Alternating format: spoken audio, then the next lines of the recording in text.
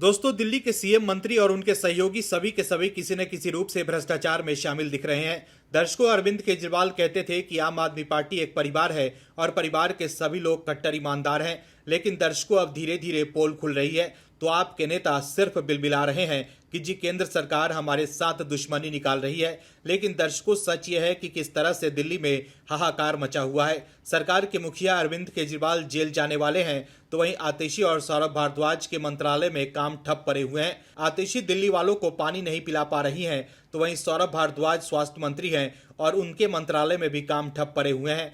कुछ समय पहले दिल्ली की एक अदालत से सौरभ भारद्वाज को फटकार भी लगी थी, लेकिन अब जो कार्रवाई हुई है उसके बाद सौरभ भारद्वाज की बेचैनी बढ़ गई है। दर्शकों, दिल्ली के विवेक विहार के बेबी सेंटर का हादसा अभी कोई भूला भी नहीं था कि किस तरह से स्वास्थ्य माफिया की मिलीभगत से बच्चों की जान चली गई थी। लेकिन अब जब एलजी साहब ने सख्त कार्रवाई की है और स्वास्थ्य माफियाओं पर गाज गिरी है तो दिल्ली सरकार के मंत्री गुस्सा हो रहे हैं कि एलजी साहब ये क्या कर रहे हैं।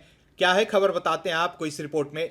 दरअसल दिल्ली के उपराज्यपाल ने स्वास्थ्य मंत्री सौरभ भारद्वाज के ओएसडी को सस्पेंड कर दिया है। एलजी सक्सेना की अनुमति के बाद सौरभ भारद्वाज के ओएसडी डॉक्टर आर.एन. दास पर यह कार्रवाई हुई है। दिल्ली सरकार के विजिलेंस विभाग के विशेष सचिव वाईवीबी जे राजशेखर ने इस संबंध में आदेश जारी किए हैं। उनके खिलाफ अनुशासनात्मक कार्रवाई के तहत ये कदम उठाया गया है।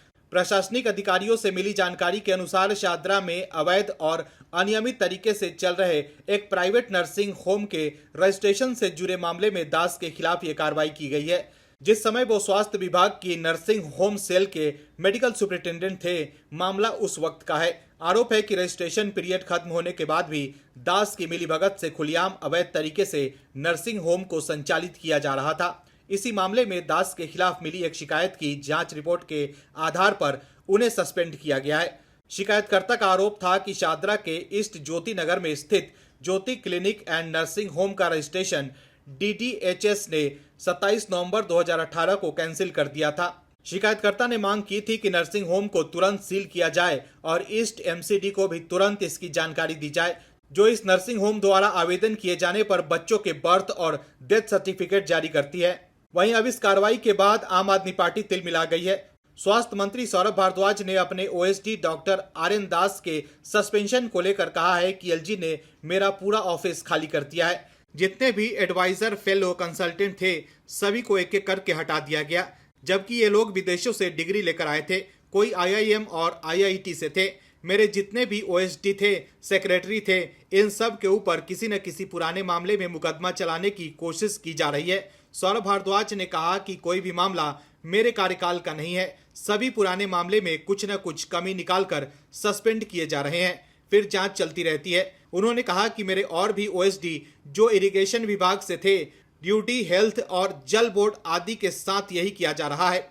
उन्होंने कहा कि सच्चाई ये है कि एलजी जब भी मुझे पत्र लिखते हैं 1 घंटे में उन्हें जवाब मिल जाता है, जिससे वो परेशान रहते हैं। उन्हें लगता है कि इतनी जल्दी डेटा कैसे मिल जाता है, इसलिए मेरे ऑफिस को खाली करने में लगे हुए हैं। विजिलेंस भी उनके पास है और सर्विस भी। तो देखा आपने कैसे सौरभ भारद्वाज बेचैन हो गए हैं। हाल ही में आतिशी को कोर्ट से समन जारी हुआ था, जिसके बाद अरविंद केजरीवाल ने दावा किया था कि अब आतिशी को भी गिरफ्तार करने की तैयारी है।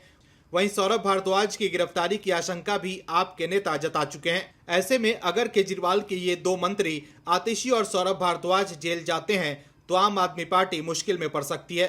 Bureau report, OMH news. और भी वीडियोस देखने के लिए चैनल को सब्सक्राइब करें और बेल आइकन को दबाएं।